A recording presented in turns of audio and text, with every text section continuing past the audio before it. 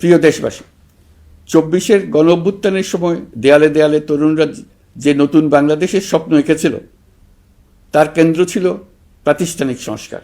সেই প্রত্যাশা বাস্তবায়নে অন্তর্বর্তী সরকার প্রায় ১৩০টি নতুন আইন ও সংশোধনী প্রণয়ন করেছে এবং প্রায় ৬০০টি নির্বাহী আদেশ জারি করেছে, যার প্রায় ৮৪% ইতিমধ্যে বাস্তবায়িত হয়েছে।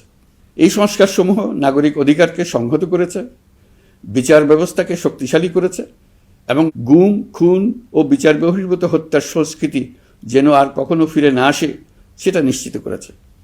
আমরা দায়িত্ব গ্রহণের সময় দেশের আইনশৃঙ্খলা পরিস্থিতি ছিল অত্যন্ত ভঙ্গুর। থানাগুলো ছিল পুলিশশূন্য, জনগণের মধ্যে আস্থার বদলে ভয় ও শঙ্কা তৈরি হয়েছিল। ধাপে ধাপে আমরা সেই অবস্থার পরিবর্তন ঘটিয়েছি।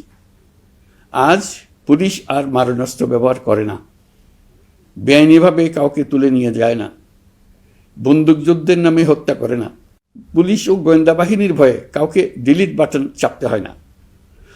জনবান্ধব ও জবাবদিহিমূলক বাহিনী হিসেবে গড়ে তোলার লক্ষ্যে পুলিশ কমিশন অধ্যাদেশ ২০২৫ প্রণয়ন করা হয়েছে। বিচার বিভাগকে স্বাধীন ও শক্তিশালী করতে পৃথক সচিবালয় গঠন, বিচারক নিয়োগের স্বচ্ছ কাঠামো এবং দেওয়ানি ও ফৌজদারি আইনে যুগান্তকারী সংস্কার করা হয়েছে। সেপারেশন অব জুডিশিয়ারির জন্য মাজদার হোসেন মামলার রায় আমরা বাস্তবায়ন করে গেলাম। গুমকে মানবতার বিরুদ্ধে অপরাধ হিসেবে স্বীকৃতি দিয়ে আন্তর্জাতিক অপরাধ ট্রাইব্যুনাল আইন সংশোধন করা হয়েছে। বিচার প্রক্রিয়াকে স্বচ্ছ করতে রায় সরাসরি সম্প্রচারের সুযোগ, বিদেশি আইনজীবী নিয়োগ এবং অন্তর্বর্তী আপিলের বিধান যুক্ত করা হয়েছে।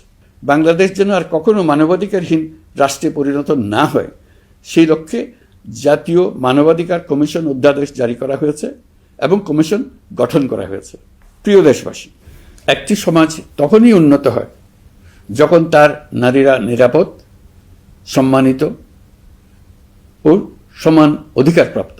উন্নয়ন তখনই টেকসই হয় যখন নারীরা সিদ্ধান্ত গ্রহণে, অর্থনীতিতে, শিক্ষায় ও নেতৃত্বে সমানভাবে অংশ নিতে পারেন। যে নতুন বাংলাদেশের স্বপ্ন আমরা দেখছি, নারীদের অগ্রযাত্রা ছাড়া তা গড়ে তোলা সম্ভব নয়। নারী ও শিশু সুরক্ষায় যৌন হয়রানি প্রতিরোধ অধ্যাদেশ, পারিবারিক সহিংসতা প্রতিরোধের অধ্যাদেশ এবং নারী ও শিশু নির্যাতন দমন আইন সংশোধন করা হয়েছে। নতুন এইসব আইনের মাধ্যমে কর্মক্ষেত্রে ও শিক্ষা প্রতিষ্ঠানে নারীদের হয়রানি প্রতিরোধ ও সুরক্ষা আবার নিশ্চিত করার পথ সুগম করা হয়েছে। প্রিয় দেশবাসী, অভ্যুত্থান পরবর্তী এক উত্তাল সময়ে দেশকে ধীরে ধীরে স্বাভাবিক ধারায় ফিরিয়ে আনতে আমাদের সশস্ত্র বাহিনীর সৈন্যরা যে ধৈর্য, পেশাদারিত্ব ও দায়িত্ববোধের পরিচয় দিয়েছেন তার জন্য দেশবাসীর পক্ষ থেকে আমি তাদের প্রত্যেককে আন্তরিক ধন্যবাদ জানাচ্ছি। একই সঙ্গে বিশেষভাবে উল্লেখ করতে চাই, যখনই কোনো সংকটময় পরিস্থিতির উদ্ভব হয়েছে তখনই দেশের রাজনৈতিক নেতৃত্ব আমাদের আহ্বানে তাৎক্ষণিকভাবে সাড়া দিয়েছেন এবং সহযোগিতার হাত বাড়িয়ে দিয়েছেন।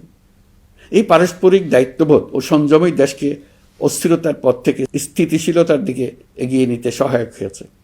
স্বৈরাচারের ১৬ বছরে এদেশের রাজনৈতিক নেতাকর্মীরা যে ভয়াবহ নিপীড়ন, মামলা, হামলা, গুম ও হত্যার শিকার হয়েছেন তা আমাদের জাতির জন্য এক গভীর বেদনাদায়ক শিক্ষা।